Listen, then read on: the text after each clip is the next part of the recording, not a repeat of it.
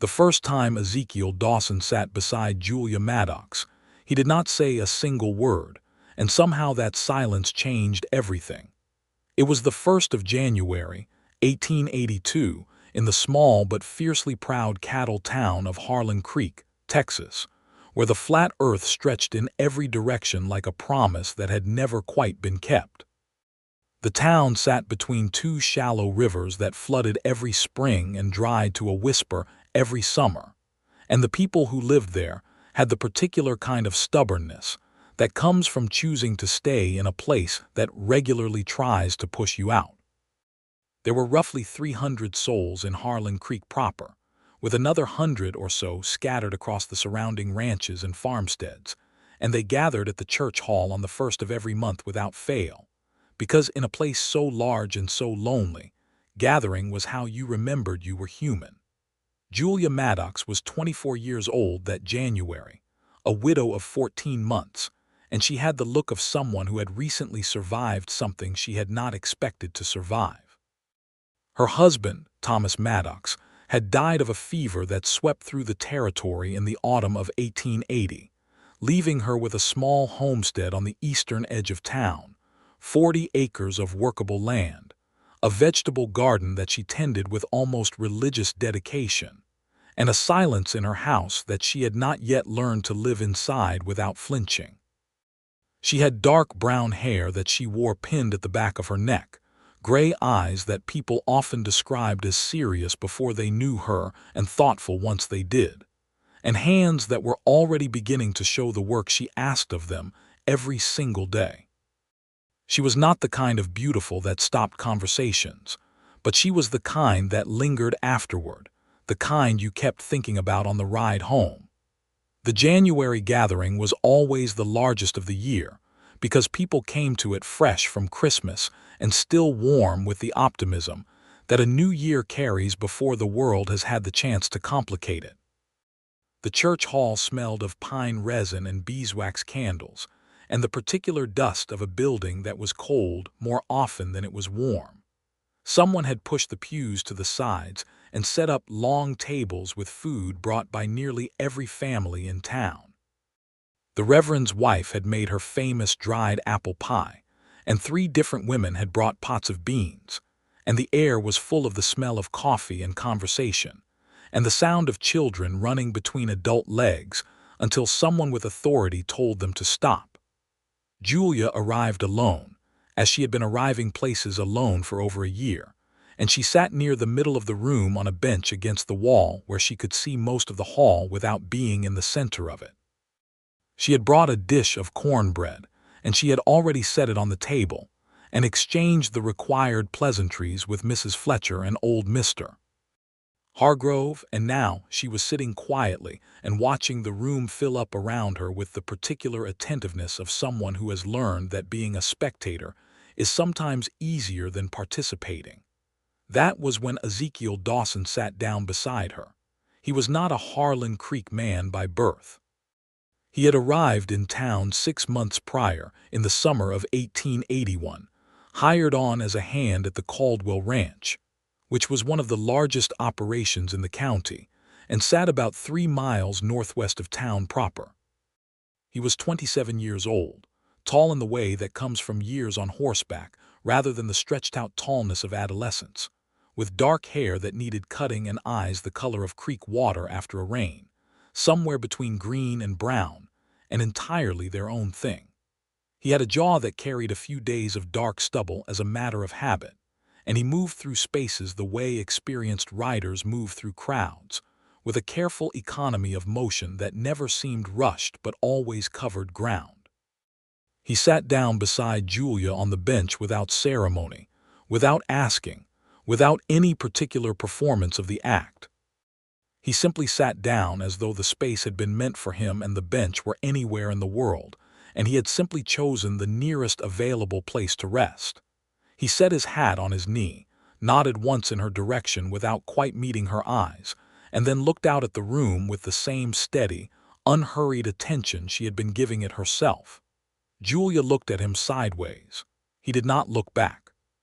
She waited for him to introduce himself, as people in Harlan Creek almost always did, because 300 people in a town that size knew one another by necessity, even if not by choice, and newcomers were generally noted and cataloged within their first few weeks. But he said nothing. He simply sat there, large and quiet and entirely undemanding, watching the room fill with light and noise. After a while, she stopped waiting and looked back at the room too. They sat beside each other for the full length of the evening that way, two people sharing a bench and a view without a single exchanged word. And when the gathering broke up and people began collecting their dishes and wrapping themselves back into their coats, Ezekiel Dawson stood, settled his hat onto his head with both hands the way men do when they're fixing to go somewhere, and walked out into the January night without having spoken a syllable. Julia watched him go. She picked up her empty cornbread dish. She walked home in the cold with the stars very bright overhead and the sound of coyotes somewhere far off in the dark, and she thought about the quiet man on the bench the whole way back to her empty house, which was, itself, something she had not expected. February came in with ice and the threat of worse, and the gathering that month was smaller for it. People who lived farther out couldn't make the trip through the frozen mud, and the hall felt both larger and more intimate for the missing bodies. Julia arrived to find most of the usual seats already taken up by people clustered close to the single iron stove that pumped heat into the far corner of the room, and she worked her way toward the near side, found an open section of bench, and sat down. Within 10 minutes, Ezekiel Dawson appeared and sat beside her. Again he said nothing. Again he set his hat on his knee. Again he watched the room with that steady, creek-water gaze.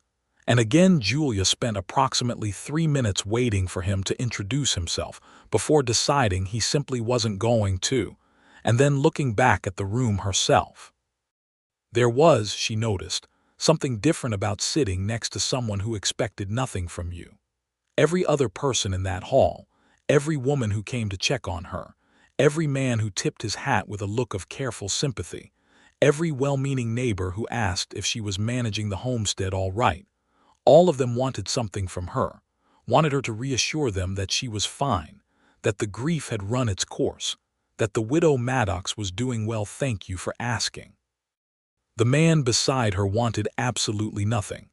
He sat there and breathed and watched the room, and it cost her nothing to be near him. She found, to her own quiet surprise, that it was restful.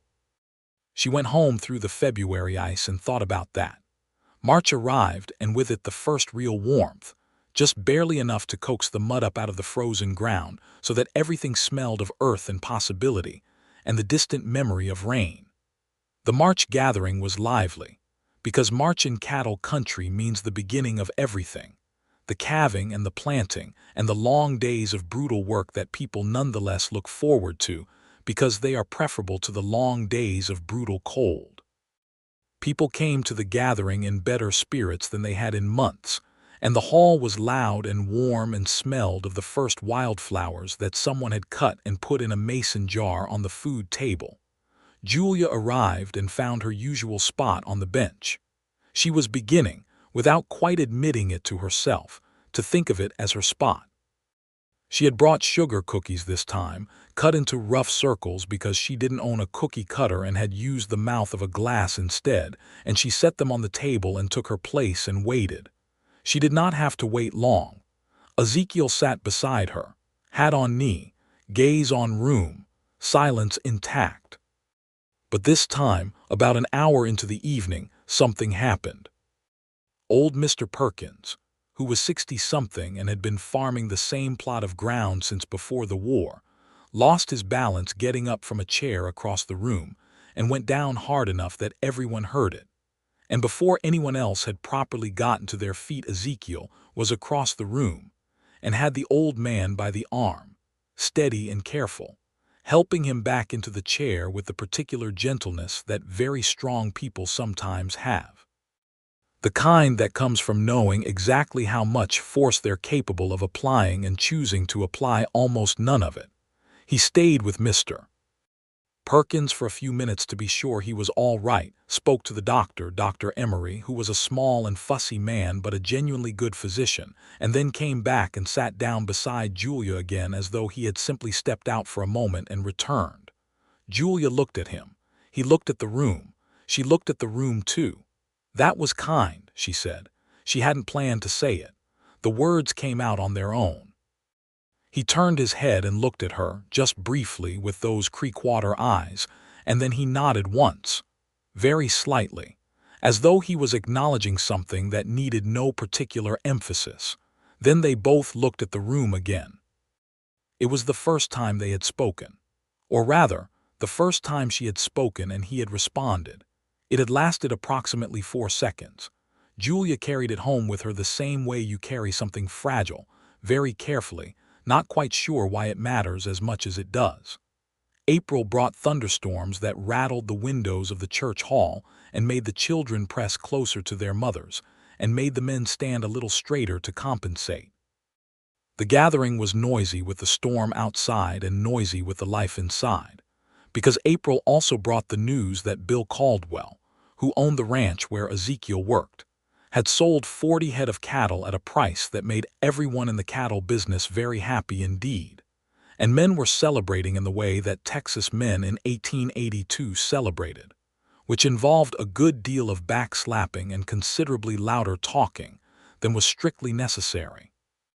Julia arrived and the bench was already half occupied, so she sat near the end, and when Ezekiel came in he had to work his way past 2 other people to reach the space beside her, which he did with his characteristic unhurried patience.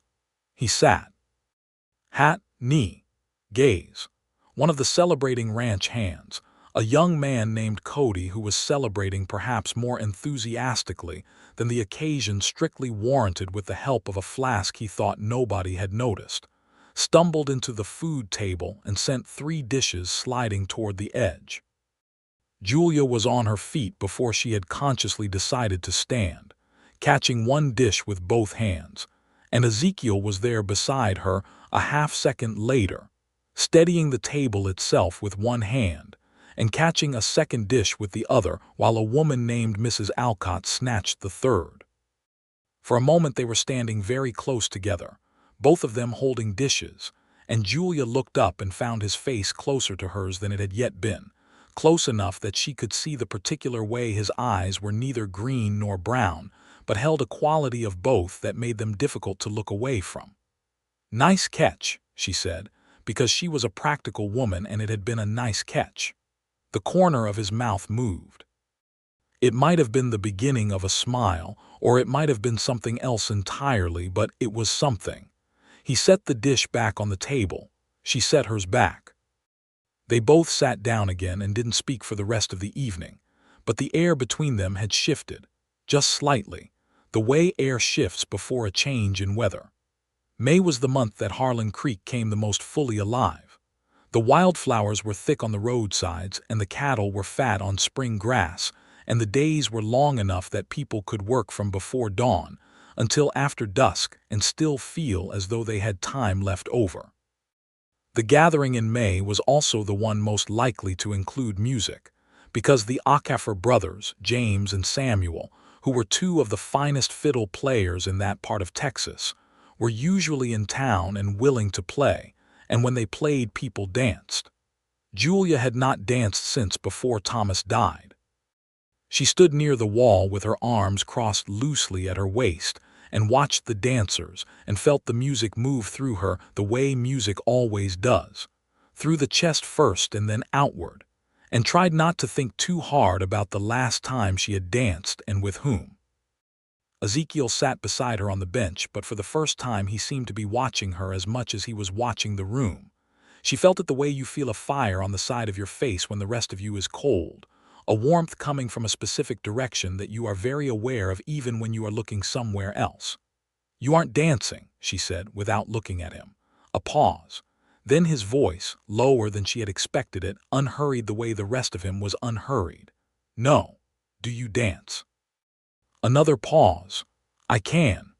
She did look at him then because there was something in the way he'd said it, not proudly, not modestly, just flatly and honestly, as if it were simply information. "Why aren't you?" He looked back at her, straight on, and said simply, "Same reason you aren't." She didn't know what to do with that. She turned back to the dancers. He turned back to the dancers. The Acafer brothers played on, sweet and fast and a little heartbreaking the way good fiddle music always is, and Julia felt something move behind her sternum that was not quite sadness and not quite hope but lived somewhere in the neighborhood of both. She went home and stood in her kitchen for a long time before she lit the lamp. June was hot, the way June in Texas is always hot, the kind of heat that presses down on you by mid-morning and doesn't lift until well after the sun goes down. And the June gathering was held with the church hall doors thrown wide open and every window up. Julia had been working herself very nearly to exhaustion all month, because 40 acres of homestead land in June required everything she had and sometimes a little more than that. And she arrived at the gathering with the particular look of someone who has been outside in the sun for most of the preceding 30 days. Her arms were browned, her hands were rougher than they'd been in January, and there was a tiredness behind her eyes that even her genuine pleasure at being among people couldn't quite hide. She sat. He sat. This time he was carrying something she hadn't seen him carry before, a small cloth wrapped around what turned out, when he set it on the bench between them, to be half a dozen dried peaches. He didn't say anything about them. He didn't offer them with ceremony or gesture or any particular communication at all. He simply set them on the bench between them in a way that made it clear they were available. Julia looked at the peaches. She looked at him. He was looking at the room. She took a peach. She ate it slowly. It was very good, dried sweet and soft, and she hadn't eaten much that day because the heat took her appetite the same way it took most things. She finished the first peach and took a second. He glanced at her sideways and she thought she saw something move in his expression, something that might have been satisfaction, though she couldn't be certain. He took a peach himself. They sat in the open-doored, warm-breezed hall and ate dried peaches side by side while the rest of Harlan Creek hummed around them. "Thank you," she said when they'd finished. He nodded. He folded up the cloth and put it in his coat pocket. She thought about dried peaches for the rest of the evening and wondered where he had come by them. July brought the 4th, which in Harlan Creek was both a holiday and a competitive sport, because every family brought their best food and the men organized horse races down the main street and the children lit firecrackers until someone's mother made them stop. The July gathering was the one that lasted longest, beginning in the afternoon and going well past dark, and it was also the one that was most likely to reveal things about people that the regular monthly gatherings kept more carefully concealed. Julia had been looking forward to it more than she wanted to admit. She had made a real effort, pressing her blue dress and pinning her hair more carefully than usual, and she told herself it was because the 4th deserved a real effort and not for any other reason. She found her bench. He found her. But July was also the month that Mrs. Caldwell, the ranch owner's wife, a tall and perfectly dressed woman with a determined interest in everyone's business, chose to make her own opinion about the situation very clearly known. She arrived beside Julia during an interval when Ezekiel was across the room getting coffee, and she sat herself down with the air of someone who had a purpose. "The Dawson boy," she said without preamble, using the terminology that wealthy ranch owners' wives used for men who worked their land regardless of the man's actual age. "He's been sitting with you every month." "He sits near me," Julia said carefully. "There isn't much conversation." "There doesn't need to be conversation for people to notice things," Mrs. Caldwell said, which was true and Julia knew it. "He's a good worker. Bill thinks very well of him. But he's not a man who talks much about where he came from." "Neither am I," Julia said. Mrs. Caldwell looked at her with the particular expression of a woman who has said what she came to say and is satisfied enough to let it rest. She patted Julia's hand once firmly and stood up and went back to her own part of the room. Ezekiel returned with 2 cups of coffee. He held one out to her with the same undemanding quiet that characterized everything he did. She took it. "How long have you worked at the Caldwell Ranch?" she asked. He sat down. He turned the cup in his hands. "Since last summer." Before that, he was quiet for a moment. Not the blank silence of someone who has nothing to say, but the considered silence of someone choosing how much to give. "I came from Kansas," he said finally. "Before that, Missouri." "What were you doing?" "Working. Cattle mostly, some farming, whatever was needed." She nodded. He drank his coffee. She drank hers. "Do you like it here?" she asked. "In Harlan Creek." He was quiet again. Then he looked at her sideways, that brief straight-on look he sometimes gave her, and said, "More than I expected to." She didn't ask him what he meant. She had a fair idea. She drank her coffee and watched the fireworks that someone had managed to obtain and was now setting off in the street outside, visible through the open doors in bright blooms of red and gold, and felt the heat of the July night and the heat of the coffee and something else that she was beginning, very carefully and very quietly, to be honest with herself about. August in Harlan Creek was the hardest month. The heat was relentless and the work was relentless, and the land looked tired in a way it didn't look at any other time of year, dried to pale gold. The sky a white-hot blue from before noon, until the evenings finally brought some mercy. People were shorter-tempered in August, a little worn, and the gathering that month was quieter than most, people eating and talking in small, tight groups rather than circulating the way they did in better weather. Julia arrived with a jar of preserved tomatoes, which she had been putting up all week, and which represented a not insignificant portion of her summer's work. She set them on the table and found her place and thought, not for the first time, about the strangeness of anticipating the gathering, not for the gathering itself, but for what always came with it. He sat down. He looked tired, genuinely tired, in a way she hadn't seen him look before. There were new lines around his eyes from squinting, and his hands, which she had occasion to notice as he folded them in his lap, were marked with the kind of rough work that August on a cattle ranch demanded. The Caldwell Ranch had been driving cattle north to market, and it was brutal, necessary, exhausting labor. She looked at him for a moment. He was looking at the room with something that was less watchfulness and more just the act of being somewhere and resting while he was there. "Rough month?" she asked. He turned and looked at her, nodded. "Long drives. You look like you could sleep for a week." Something moved in his face, something warmer. "I could," he said. "I could sleep right here on this bench and not wake up until October." It was, she realized, the longest and most casual thing he had said to her yet. She felt something lighten in her chest, the way the air lightens just after a thunderstorm breaks. "I wouldn't let them sweep you out," she said. "You'd be safe." He looked at her. Really looked, the full look, not the sideways glance, and there was something in his eyes that was very clear and very direct, and that Julia felt all the way down to her hands. Then he looked away, back at the room, and said nothing more, but the silence afterward had a different quality to it, warmer, more inhabited. September brought the harvest, and with the harvest came one of the most significant pieces of news to hit Harlan Creek in years. The railroad was coming. Not this year, and perhaps not next, but the surveys had been done and the plans were in motion. And within a few years, Harlan Creek would have a rail connection to San Antonio, which meant that cattle prices would improve and goods would be cheaper, and the town itself would grow.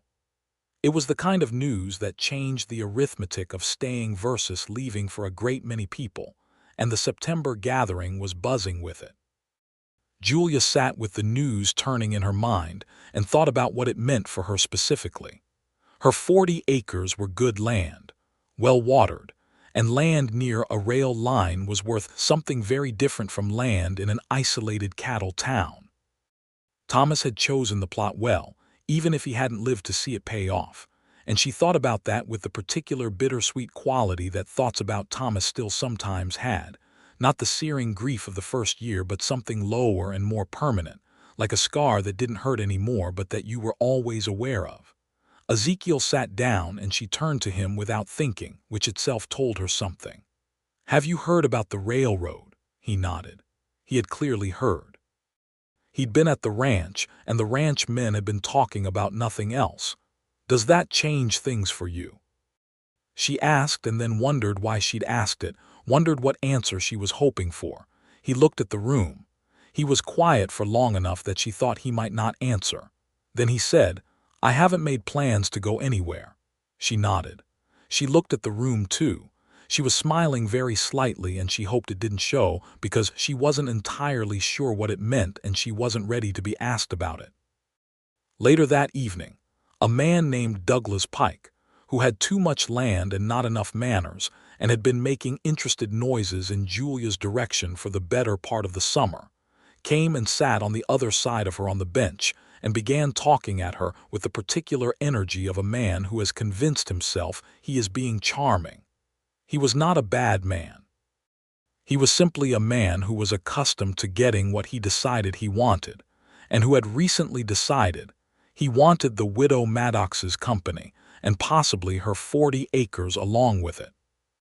Julia answered him politely because she was a polite woman, but she was aware, with a peripheral attention she could not quite account for, of Ezekiel going very still beside her, the way horses go still when they sense something they are not yet certain of. He did not move, did not interfere, did not so much as glance at Pike. He simply became very still and very present in the way that certain people are present, which takes up more space than noise ever could. Pike eventually went away, because he ran out of things to say without a more enthusiastic response to fuel him. When he was gone, Ezekiel's posture eased slightly, almost imperceptibly, and Julia thought about that very small shift all the way home that night. October was the month she started watching for him when she arrived.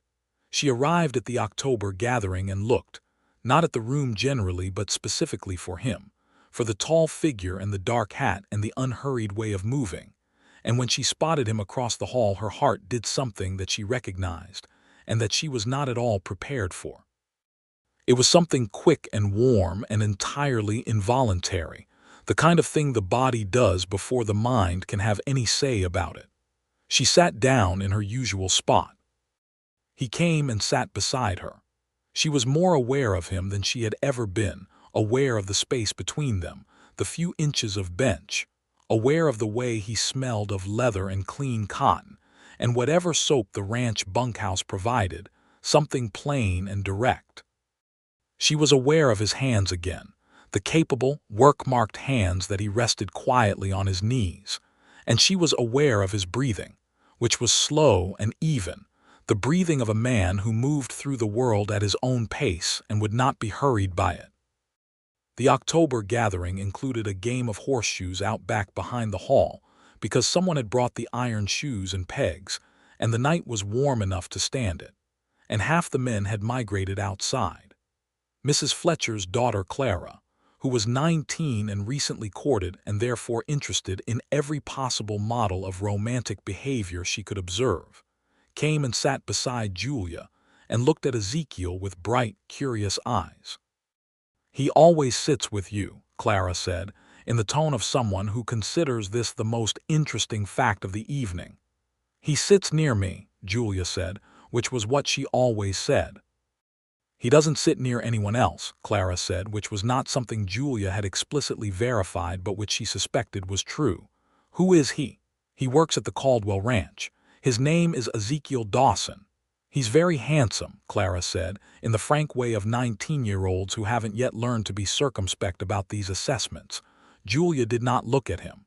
"I suppose so," she said, in a voice she worked to keep entirely neutral. Clara looked at her with the expression of someone who sees through completely neutral voices. She smiled and went away to find her bow, and Julia stared very hard at the food table across the room for a full minute before she let herself breathe normally again. Ezekiel, beside her, said nothing, but she thought, she was fairly certain, that she saw the very faintest trace of color at the back of his jaw. November was the month of the incident with the horse. It happened before the gathering, which was perhaps why it marked itself so clearly on Julia's memory, because she was already on her way to town, driving her small wagon along the main road, when she came around the bend near the Miller property and found a horse on the road, loose and lathered and scared, milling in circles in a way that made her own horse nervous and difficult. And some 50 yards off the road, in the dry creek bed that ran alongside it, a figure that was clearly in some difficulty. She pulled her wagon off to the edge of the road, tied her horse to a fence post, and went down into the creek bed, where she found a young Mexican man, perhaps 16, who had been thrown from the horse and had come down badly on his left arm. He was sitting up and conscious but very pale, and his arm was bent in a way that arms were not meant to bend. Julia was not a trained physician, but she had been farming alone for 14 months, and before that she had managed a household and a homestead with Thomas, and she had seen broken arms before. She got down beside the boy and spoke to him calmly, first in English, and then in the limited Spanish she had, enough to establish that his name was Miguel, that he worked at the Miller farm, and that the horse had spooked at a snake and thrown him. She was in the process of tearing a strip from her petticoat to make a sling when Ezekiel arrived, also on the road, also on his way to town, and came down into the creek bed with the same rapid efficiency he had shown with old Mr. Perkins in March. He took in the situation in one look, crouched beside Miguel, spoke to him in Spanish that was considerably more fluent than Julia's, and between the two of them they got the arm immobilized and got Miguel up out of the creek bed and into Julia's wagon to be taken to Dr. Emery. They drove together to town, Ezekiel on horseback beside the wagon, because his horse needed leading anyway. Miguel sat in the wagon bed holding his arm against his chest and being very stoic about it in the way of young men who are in significant pain and do not want to show it. "You speak good Spanish," Julia said, to Ezekiel, because the silence on the road felt different from the silence in the hall. "I worked with a lot of Mexican vaqueros in Kansas," he said. "You pick it up." "He'll be all right," she said, meaning the arm. "Dr. Emery will set it." "I know," he said. He glanced at her on the wagon seat. "That was a good thing you did, stopping." "Anyone would have stopped," she said. He shook his head, a slight back and forth. "Not everyone." She didn't argue with him because she knew he was right. They drove into town and delivered Miguel to Dr. Emery, who was brisk and competent and sent someone to notify the Miller family. And then Ezekiel tied his horse outside and they walked to the church hall together, side by side on the street, which was itself something new. They walked without speaking, but it was a walking together silence rather than a sitting beside each other silence, and Julia was keenly aware of the difference. He matched his stride to hers, which was a thing that tall men did not always think to do. The night was cold and clear, and the stars were already coming out even though it was barely past dark, and the light from the church hall spilled warm and yellow through the open doors. They walked inside together. People noticed. Julia saw the glances and the small adjustments in conversation that meant people were noting things, filing them away, revising their understanding of various situations. She kept her expression perfectly composed and went to find a seat, and Ezekiel came and sat beside her, and the gathering went on around them in the usual way. But when they left that night, Ezekiel walked her to her wagon. He hadn't done that before. He stood beside it while she climbed up to the seat, and he checked, without being asked, that the wheel pin she'd been worried about since September was still secure, because she had mentioned it exactly once in passing 4 weeks ago, and he had evidently remembered. "Thank you," she said, gathering the reins. He looked up at her. The lamplight from the hall was far enough away that his face was mostly shadow, but she could see his eyes. "Good night," he said. It was the first time he had said good night to her. It seemed like more than it was. It seemed like considerably more than it was. She drove home in the November cold and thought about how a man can say 2 words and make you carry them all the way across 3 miles of dark road. December was different from all the months that had come before it, and Julia knew it was different in the way you know a storm is coming before the sky shows you any of the signs, something in the pressure of the air, something in how the light falls. She had spent November thinking, carefully and honestly, in the way she did most things, about what she actually felt. She had given herself no permission to be dishonest about it because dishonesty in this particular territory led to the kind of confusion that she could not afford, alone on 40 acres with no one to help her think straight.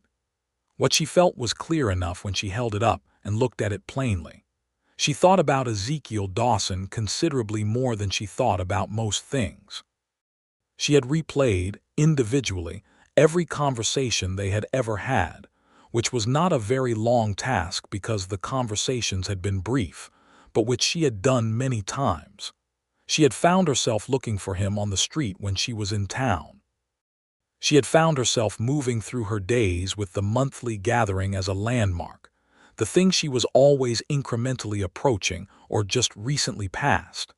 She had found herself, on a Tuesday morning in mid-November while she was repairing a fence post and thinking about absolutely nothing in particular, smiling at the memory of dried peaches on a bench in June. She told herself clearly and without drama, in danger of being very much in love with a man who had sat beside her 10 times and said perhaps 40 words to her total, which was either the most foolish thing she had ever felt or the most natural thing in the world, and she couldn't entirely tell which. The December gathering was the Christmas one, and it was elaborate by Harlan Creek standards, which meant that every family brought their finest, and the hall was hung with whatever greenery people could find, and the Akefer brothers played all evening long. There was a small exchange of gifts between friends and a reading from Reverend Cole that was, mercifully, briefer than his regular sermons, and the whole thing had the quality of warmth and gathered light that December evenings in cold places tend to have. Everyone pressed a little closer together against the dark outside. Julia had made her best sugar cookies. She had made them the way she used to make them before Thomas died, and she had let herself care about the result, which was to say she had made them twice when the first batch came out slightly too dry. She wore her blue dress again. She did her hair more carefully than the occasion strictly required. She did not examine these facts too closely. She arrived and sat and waited. He came in and sat beside her, and he had, she noticed immediately, changed his shirt. She had only ever seen him in working clothes at these gatherings, the shirt he would have worn any other day, clean enough but practical. Tonight he was wearing a dark shirt that was clearly newer, or at least more carefully maintained, and his hair was shorter. Not dramatically, just enough to tell that he'd taken some trouble with it. He sat down and did not appear to notice that she had noticed any of this, and she looked at the room and thought about it. They sat through the music and the reading and the food. Julia watched Clara dance with her beau, and watched old Mr. Perkins, recovered from his fall in March, talk energetically with Dr. Emery in the corner. She watched the Akefer brothers play with the absolute confidence and ease of men who have been making music together since they were young, James's bow moving in the quick fluid strokes that made fast music and Samuel's rhythm steady underneath it like a good horse under a good rider. Douglas Pike appeared briefly. He saw her, saw Ezekiel beside her, and made a visible calculation that resulted in him going in a different direction entirely. Julia pretended not to have seen this. She suspected Ezekiel had not missed it either. Toward the end of the evening, when the music slowed and the children were asleep in their mothers' laps and the older couples were dancing the slow way that old couples dance, which is less like dancing and more like standing together and swaying, Julia turned to Ezekiel. "It's been a whole year," she said. "Since January." He looked at her. He knew what she meant. "It has," he said. "Every month," she said. "Every month," he agreed. She looked at him for a moment, this quiet, careful man who had sat beside her for 12 months, and asked nothing, and offered dried peaches in June, and fixed her wheel pin in November, and tonight had changed his shirt. She said, "You've never told me your name."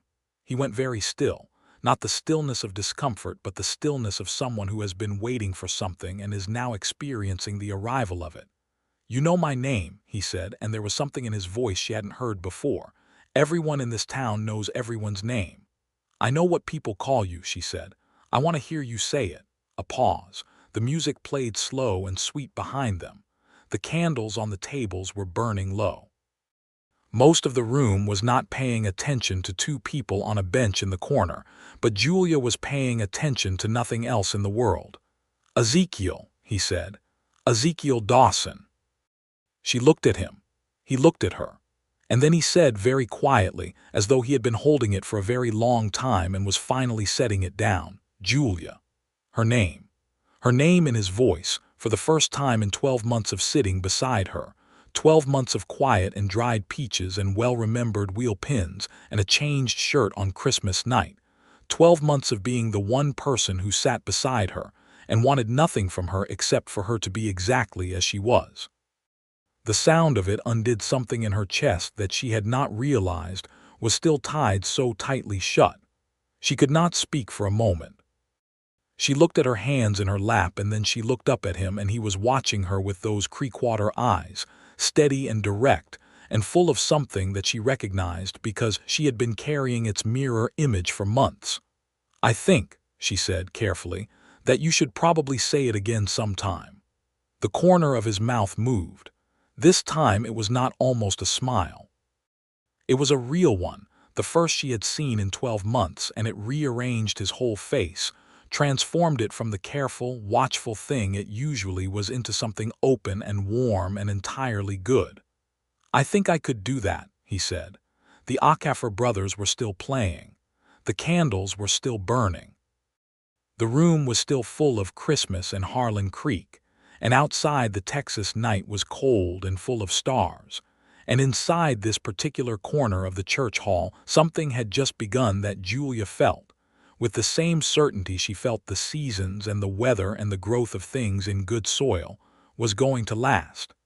The months after Christmas moved differently.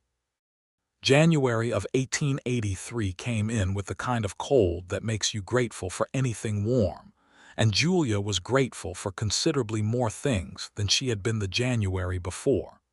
Ezekiel had ridden out to her homestead on the second day of the new year. He had come in the morning, while the frost was still on the fence rails, and knocked on her door with his hat in his hands and said, without preliminary or particular ceremony, that he would like to call on her if she was agreeable to it. He said it in a way that was simple and direct and entirely without performance, and Julia, standing in her doorway with flour on her hands because she had been making biscuits, said yes. They were not young people in the middle of a first infatuation. Julia was 25, and she had been married and had mourned and had rebuilt herself from the ground up in the aftermath. And Ezekiel was 28, and he had lived a working life across several states and carried the particular quality of a man who has been alone long enough to know what he is and what he isn't. They came to each other, therefore, the way people come to things they have thought seriously about, with care and with intention, and with the particular depth of feeling that comes from having waited for something long enough to be certain about it. He called on her twice a week, riding over from the Caldwell Ranch after his work was done, sometimes in the evenings and sometimes on Sunday afternoons. He helped with things around the homestead without being asked, and without making a production of it, fixing the fence post she had repaired herself in November, because he could see it wasn't going to hold through the winter, rehanging a barn door that had been swinging wrong, splitting wood on a Sunday in February while she baked, so that when she came to the door to call him inside the yard, was full of stacked wood that represented more than she could have split in a week. She cooked for him. She was a good cook, practical and capable, and she found that she liked cooking for someone else again, liked the domestic satisfaction of it in a way she had not let herself access in a long time. She made the things she was good at, the biscuits and the beans and the fried chicken and the pies, and he ate with the focused appreciation of a man who had been eating bunkhouse food for the better part of 2 years.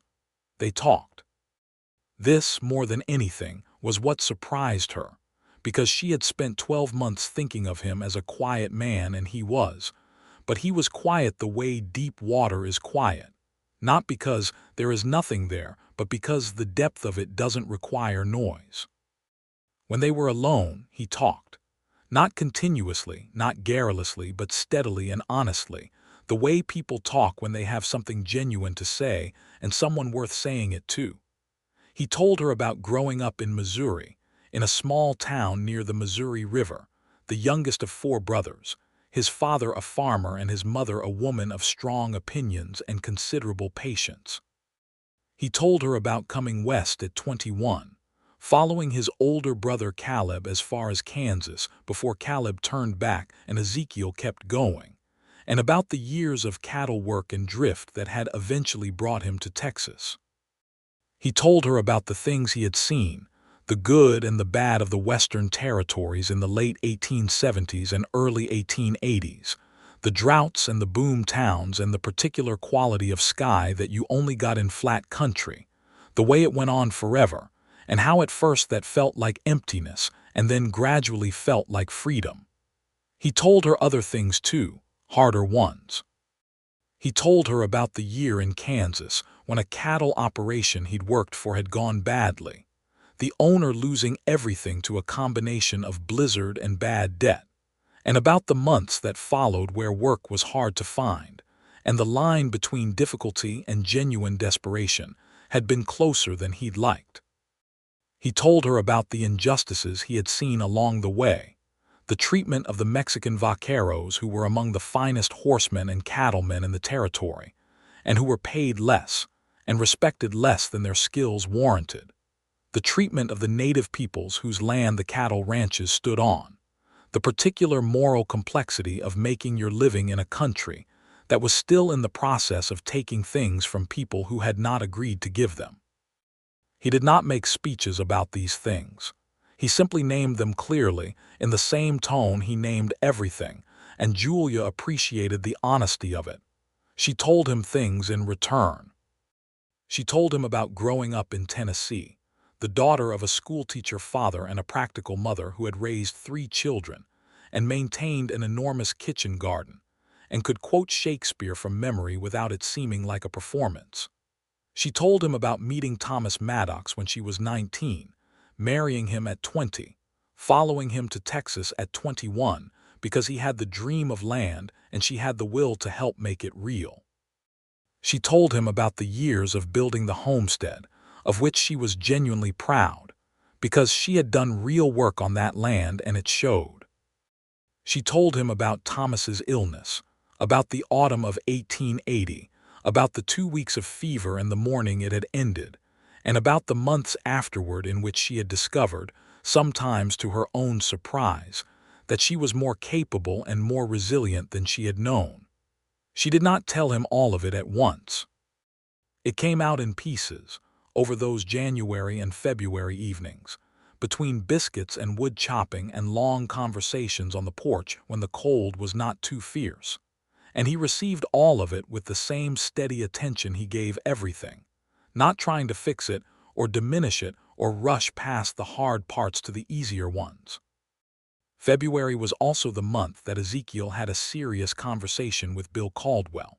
Julia didn't know this had happened until Ezekiel told her about it himself, which he did one Sunday afternoon when they were sitting on her porch with coffee, watching the particular gray and gold quality of a February afternoon in Texas, the sun low and the shadows long and everything very still. He had been saving money, he told her, for a long time. He was not a man who spent extravagantly, and the years of cattle work, while not lavishly paid, had accumulated. He had spoken to Caldwell about leasing a section of the North Pasture, a plot of roughly 60 acres that Caldwell had never quite gotten around to developing himself, and that lay adjacent to the Caldwell cattle range. It wasn't an outright purchase, not yet, but it was a beginning, a foothold, the kind of arrangement that could become something more permanent if the work went well. Julia listened to him tell her this and understood, without him having to say it explicitly, what the timing and direction of it meant. He was putting down roots. He was deciding that Harlan Creek was where he was staying. He was making these decisions within the context of the fact that he was calling on her twice a week. She looked at the February afternoon and the coffee in her hands and said, "What kind of operation are you thinking?" He looked at her sideways in that way he had. Cattle to start, mixed eventually. It's good land well grassed. With the railroad coming, it'll be worth more in 5 years than it is now. And your homestead, where would you build? Another look longer this time. There's a rise on the north end of the pasture.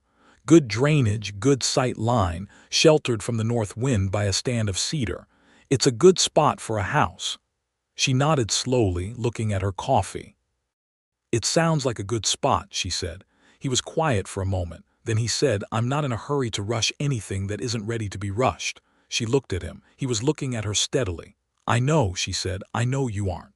But I want you to know what I'm building toward, he said, and why. She held that, turning it over carefully. Then she said, I think I know why, a pause. I think I've known for a while. He reached over, very slowly, in the way he did everything, and put his hand over hers on the arm of the chair. She turned her hand over, and they sat like that on the porch in the February afternoon, two people holding hands with the complete and mutual understanding of exactly where they were headed, and neither of them needing to say anything more about it. March arrived, and with it the warmth, and with the warmth a development that no one in Harlan Creek had expected. The survey crew for the railroad arrived 3 months ahead of anyone's estimate, setting up camp at the edge of town with their instruments and their notebooks, and their air of busy metropolitan importance that the locals regarded with a mixture of excitement and suspicion. The survey crew included a man named Parrott who was charming and said things about land values that made certain people very eager and certain other people very careful. Douglas Pike, who owned considerable land in the path of one possible rail route, was suddenly more interested in the homestead on the east side of town than he had ever been before, because one of the survey routes ran very close to Julia's 40 acres, and that made her land suddenly and significantly more valuable. He came to call on her formally, and was surprised and somewhat annoyed to find Ezekiel Dawson's horse tied at her fence post. Julia met Pike on her porch with composure. She was polite to him because she was always polite, but she was clear. She was not selling her land, she said. She was not interested in his assessment of its value or his opinion about what she should do with it. She thanked him for his consideration and suggested he might find the survey crew more useful company than herself. Pike went away disgruntled. She went back inside where Ezekiel was sitting at her kitchen table drinking coffee and said, very matter-of-factly, that man needs to find a different project. Ezekiel looked at her with something in his expression that was warm and clear and entirely undisguised. He has been strongly encouraged, he said.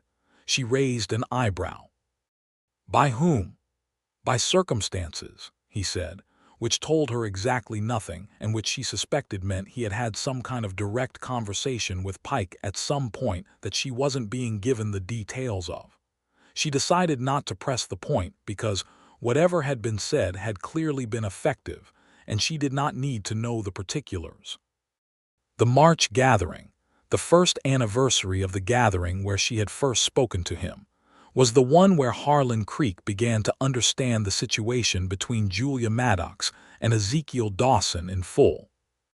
They did not announce anything or make any particular display, but they arrived together, having ridden into town on the same road from the same direction, and they sat beside each other on the familiar bench.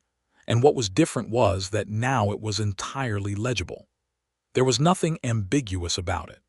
The silence between them had always been its own kind of intimacy, but now everyone in the room could see what it was. Mrs. Caldwell came by and looked at them both with an expression of deep satisfaction, as though she had predicted this herself, which Julia was fairly certain she had. Clara Fletcher grabbed Julia's arm going out the door and whispered that this was the most satisfying story in Harlan Creek, and Julia told her to keep her voice down, and was smiling so hard she had to turn her face away. April was when Ezekiel asked her. He did it on a Tuesday evening, which was one of his regular visits, and she had made a pot roast because it was cold and the pot roast was always good, and they had eaten at her kitchen table as they'd eaten many meals, comfortably and honestly, talking about the survey crew and the Acafer brothers' upcoming concert, and the condition of the spring grass on the Caldwell pasture. After dinner, she was washing the dishes and he was drying them, because this had become their habit without discussion, and she was thinking about nothing in particular when he set down the plate he was holding and turned to her and said, "Julia." She looked at him. He was looking at her with the full, direct, Creekwater look. "I would like to marry you," he said. "I would like that very much. But I want you to know that I would not ask it if I wasn't certain that this is the most important thing I've ever been certain of." She set down the dish she was holding. She looked at him for a long moment, this man who had sat beside her in silence for 12 months, and had never asked anything of her until he was sure he had something real to offer, who had remembered a wheel pin and brought dried peaches and changed his shirt on Christmas night, and who said her name like it meant something. "Yes," she said, simply and plainly and with every bit of the certainty she felt. He stepped forward and put his hands on either side of her face, very gently, and kissed her for the first time, and it was the kind of kiss that felt less like a beginning and more like a recognition. The moment when you realize that something you suspected was always true has just been confirmed. She put her hands over his. They stood in her kitchen with the dish water going cold and said nothing at all for quite a while, and it was the best silence she had ever been part of. They were married in June of 1883 at the Harlan Creek Church by Reverend Cole, who gave a sermon that was mercifully contained. The Acafer brothers played at the celebration afterward in the church hall, the same hall where they had first sat side by side, and the Caldwells came and the Fletchers came and Dr. Emery came, and Miguel, the young man from the Miller farm whose arm had healed well, came with the Miller family and danced with great enthusiasm. Old Mr. Perkins was there, steadier than he'd been in March of the previous year and very pleased about the whole thing. Julia wore a dress she had made herself from fabric she'd ordered from San Antonio, a warm cream color with simple, clean lines, and she had flowers from her garden pinned at her collar. And she looked, people said afterward, like herself in the best possible version of herself, which was the best possible thing you could say about a woman on her wedding day. Ezekiel stood at the front of the church in a coat he had bought specifically for the occasion, and looked at her coming down the aisle with the expression of a man who cannot quite believe his own luck but is not about to argue with it. They said their vows in plain, clear words. They meant every one. The land that Ezekiel had leased from Caldwell was where they made their life. He had been building through the spring, with the help of several men from the ranch, and by the time they were married the house was standing solid and sound on the rise he had described to her in February, sheltered by cedar on the north and with a long view south over the grass. It was not a large house. It was 2 rooms to start, with good corners and a proper roof, and a stove that drew perfectly, and a porch that faced east to catch the morning. Julia brought her things from the homestead and they combined what they had, and the house became a home with remarkable speed, in the way that homes do when the people in them are genuinely glad to be together. She planted her kitchen garden on the south side of the house, and it was larger than the one at the old homestead because the soil was better, and because she now had someone to help turn it. Her 40 acres to the east she kept, managing them as a separate concern, which had been Ezekiel's suggestion from the beginning, because he understood that the land was hers and had always been hers, and that was not something to be folded into anything else without her choosing it herself. The summer of 1883 was the best summer Julia could remember in a long time. The work was hard, as it always was, but it was work shared now, and there was a difference between hard work done alone and hard work done alongside someone you loved that she hadn't fully appreciated until she was living inside it. They rose early and worked long and ate well, and in the evening sat on the east-facing porch and watched the dark come on, talking or not talking with equal ease. The railroad survey was finalized that August, and the route did indeed pass close to Julia's 40 acres, which made their combined land situation considerably more secure. Caldwell's north pasture, which Ezekiel was working and improving, gained in value as a result of the same survey. The arithmetic of their future, which had always looked manageable, began to look genuinely good. The fall gathering that September was the first one they attended as a married couple, and it was different from all the gatherings that had preceded it in a way that Julia felt with a specific and private joy.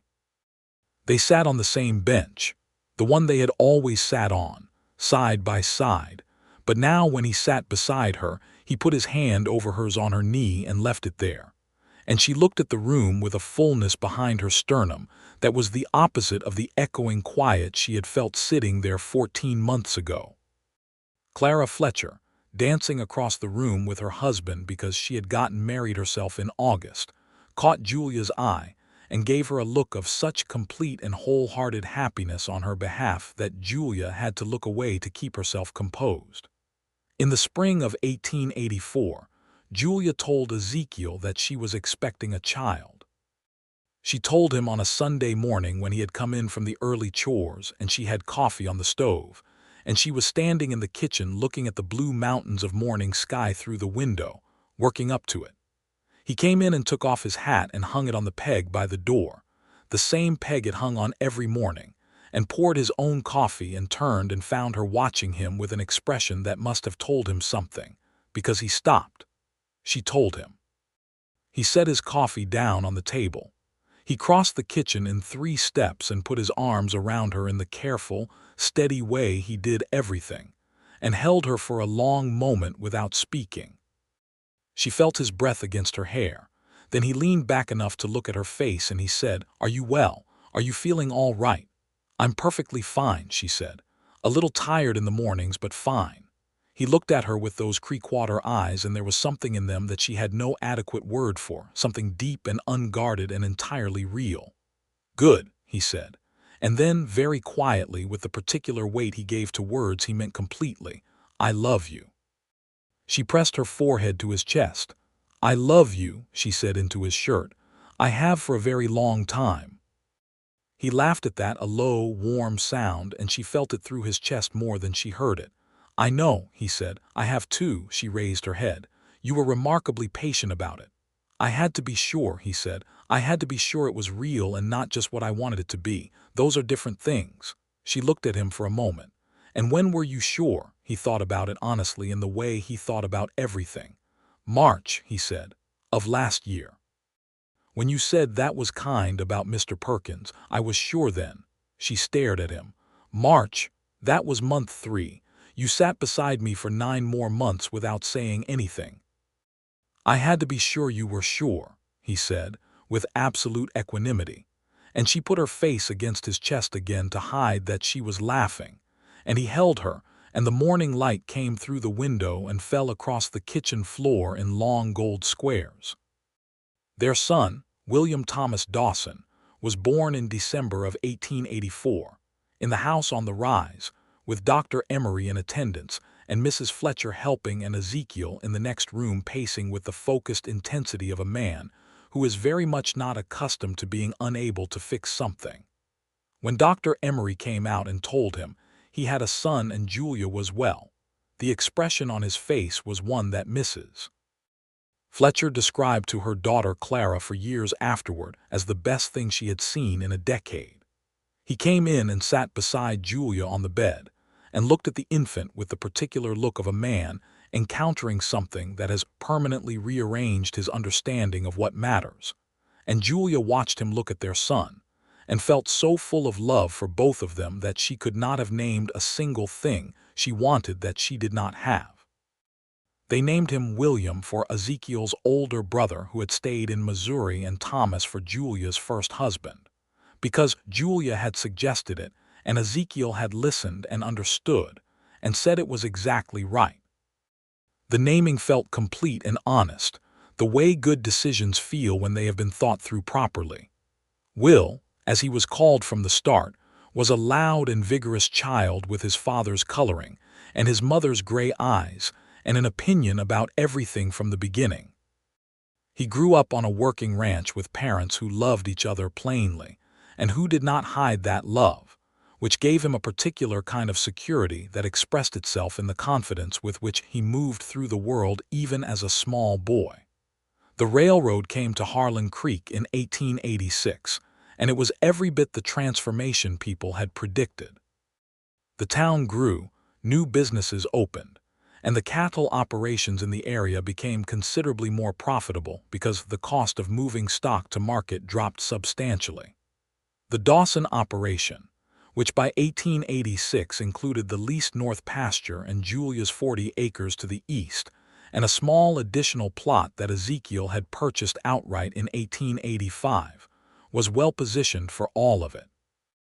They were not wealthy people in any extravagant sense, but they were solidly established, with good land and a sound house, and the kind of financial security that comes from years of careful, committed work. Ezekiel proved to be, in the way of quiet men who mean what they say, an entirely reliable business partner as well as an entirely reliable husband. He made decisions carefully and kept his word absolutely, and treated every person who worked with him. The Mexican vaqueros he employed through the busy seasons, the 2 permanent hands he eventually took on, the neighboring farmers who occasionally traded labor at harvest time, with the same fundamental respect he gave everyone. Julia managed the books, which she was better at than he was and which she told him plainly, and he received this information without pride or defensiveness, and was grateful for it. Their second child, a daughter they named Rosa, was born in 1887. Rosa came into the world with considerably more urgency than Will had, arriving 3 weeks early and in something of a hurry, and was from the very beginning a child who operated at a speed that neither of her parents had quite anticipated. She had her mother's hair and her father's stillness in the eyes, but none of his stillness anywhere else, and she was talking in full sentences by the time she was 2, and riding a horse by the time she was 4, sitting in front of her father on the saddle with both hands in the horse's mane and laughing. The December gathering of 1887, which fell just before Rosa was born, was the 5th anniversary of the very first one, the one where Ezekiel had sat beside Julia and said nothing and changed everything. Julia thought about that on the ride into town, sitting beside Ezekiel on the wagon seat with Will asleep against her arm and her own body heavy and warm with the child she was carrying. "Do you remember," she said, "the first one?" He glanced at her. He always knew what she meant without much preliminary. "January of '82. You sat beside me and said nothing for 3 hours. I said what needed saying." She looked at him. He was watching the road with his usual unhurried attention, the reins easy in his hands. "Which was nothing," she said. "At the time," he said. "Yes," a pause. "You needed someone to sit next to you who wasn't asking anything. You'd had a year of people asking things of you." She was quiet. "I know," she said. "I knew it at the time, I think. I just didn't know it consciously." He nodded. He didn't elaborate. He didn't need to. She watched the road unroll ahead of them in the December dark, the lantern on the wagon throwing its small, steady light, and thought about the particular quality of being known by someone. It was the thing about Ezekiel that had always gotten to her most deeply, not what he said, but how completely he saw. He had seen what she needed before she had admitted it to herself, and he had simply provided it, quietly and without making a thing of it, and then he had waited. "You're the best man I know," she said. He looked at her sideways. "You don't need to say that." "I know I don't," she said. "That's why I'm saying it." He reached over and put his hand over hers where it rested on her knee, and she turned hers over and held his, the same as they had done on her porch in February of 1883, and the wagon rolled on through the dark toward the lights of Harlan Creek. The gathering that night was warm and full, and the Acaffer brothers played. Will woke up when they arrived and immediately attached himself to a group of children running between the adults. Mrs. Caldwell, older now but no less herself, came and kissed Julia on the cheek and admired the obvious approach of Rosa. Clara Fletcher, now with 2 children of her own, swept in and talked fast and warmly for 10 minutes before being claimed by her husband. Dr. Emery discussed the railroad's effect on the local supply of medical equipment, with a contentment that only a man who had previously done without those supplies could fully appreciate. Ezekiel sat beside Julia on their bench. She was comfortable enough in the later stage of pregnancy that sitting was a relief, and she sat with her hands folded in her lap and watched the room with the same attentiveness she had always brought to these gatherings. But what she saw now was different, because now she was inside it in a way she hadn't been at the first one. She was not a spectator. She was one of the people who made up the fabric of the place, someone whose presence was expected and whose absence would be noted. And that sense of belonging, of mattering to a specific place and the people in it, was something she had built slowly and with considerable effort, and that she valued accordingly. She looked at Ezekiel beside her, this man who had become the whole shape of her daily life, and thought about January of 1882, about the woman sitting alone on this bench with her arms crossed and her face composed, and the echo of grief still audible in everything she did. And she thought about how much had happened between that woman and this moment, how much work and weather and conversation, and shared meals and mornings and winter nights and new life. He turned his head and found her watching him, and he gave her the full look, the complete Creekwater look, and then he smiled. "What are you thinking?" he asked. "That I am very glad you sat down," she said. He looked at her for a moment. Then he said, simply and completely, "So am I." Rosa was born 2 weeks later, in the year's last days, arriving with her characteristic urgency and announcing herself immediately and loudly. And Ezekiel was allowed in the room this time because Julia had insisted and Dr. Emery had been overruled. And he held Julia's hand through the whole of it and did not look away once. And when it was over and Dr. Emery put the baby in his arms for the first time, Ezekiel stood very still in the lamplight, holding his daughter and looking down at her with an expression so unguarded and so full that Julia, exhausted as she was, could not take her eyes off him. "Hello, Rosa," he said, very quietly. The same way he had first said Julia's name, as though names mattered, as though the act of naming something was the most important thing you could do. The years that followed built one onto another the way good years do, each one distinct, but each one carrying the accumulated weight and warmth of the ones before it. Will started school in Harlan Creek in 1889, walking the 1.5 miles to the schoolhouse, with the serious dedication of a child who has been told that learning is worth the effort, and who has decided to take that seriously. Rosa followed 2 years after and immediately made the schoolroom a more complicated place for everyone in it, including the teacher, who was a patient young woman from San Antonio who had not entirely known what she was getting into.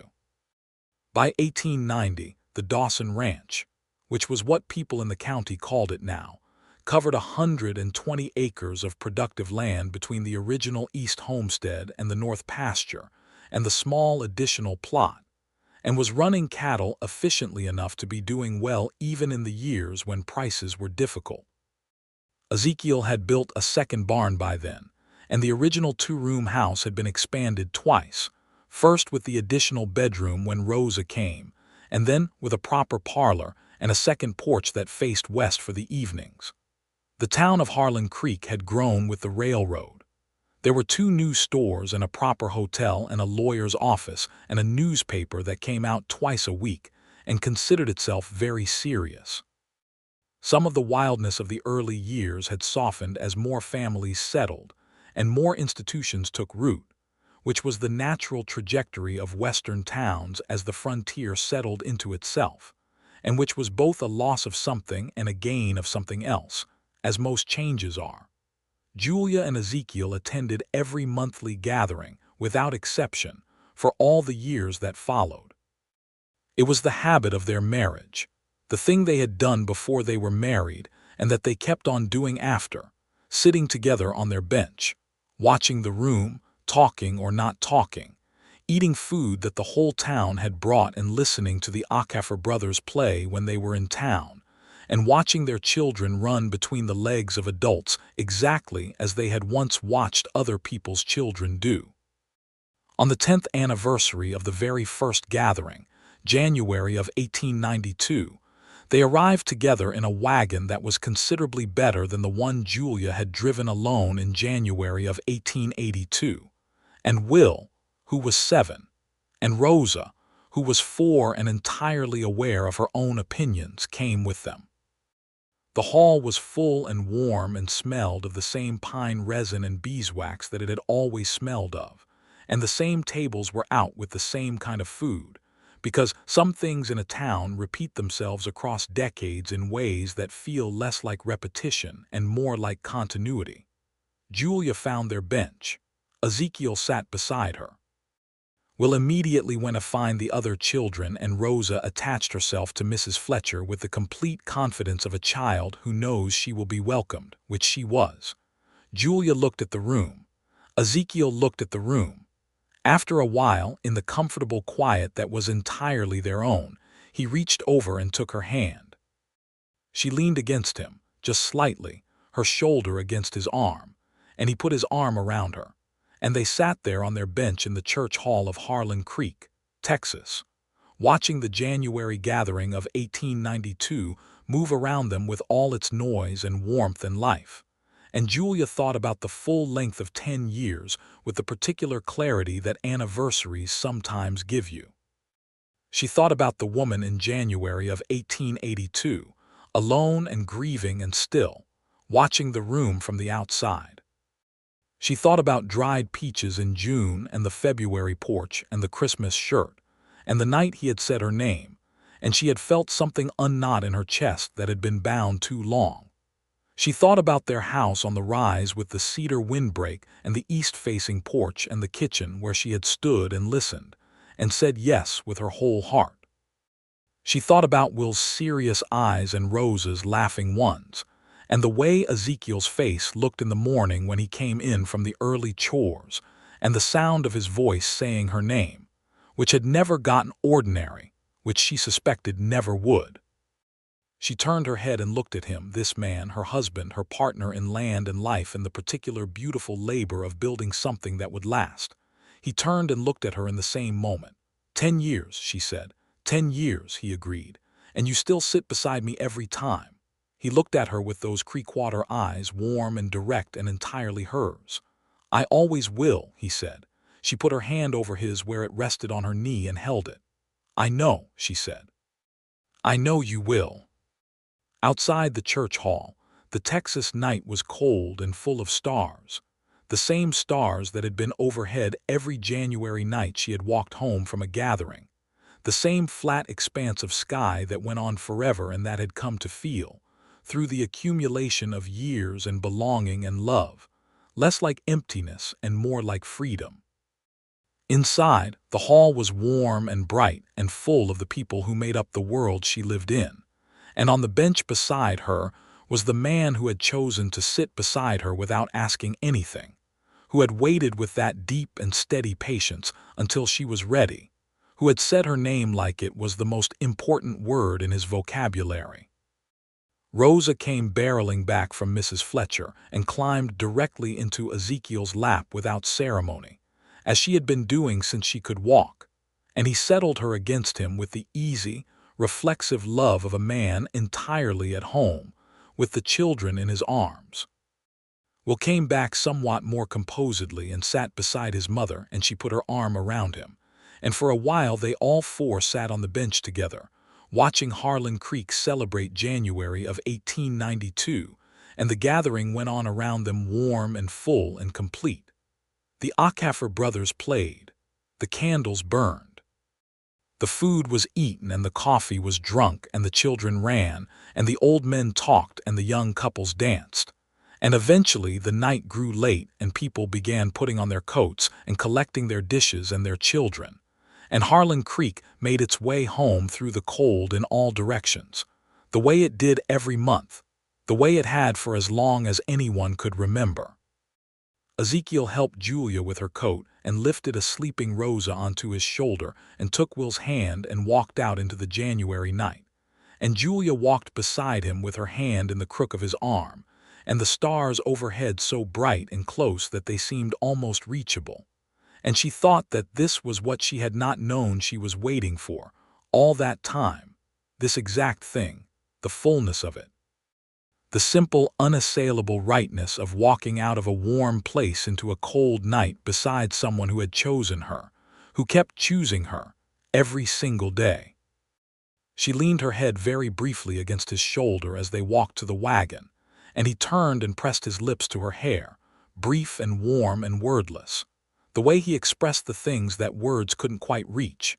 And she smiled in the dark and thought about January of 1882 and January of 1892, and all the Januaries to come, stretching forward in her mind like a long good road through flat country, full of work and weather and children and love, and the particular gift of sitting beside someone who sees you and stays. They drove home through the cold starlit night, and their children slept against them in the wagon, and the horses moved steadily through the dark, and the cedar windbreak on the rise ahead was a dark shape against the sky, and the house behind it was waiting with its walls that knew them and its porch that faced east for the mornings. And it was all exactly what they had built and all exactly what they had meant, and it was enough, and it was more than enough, and it was home.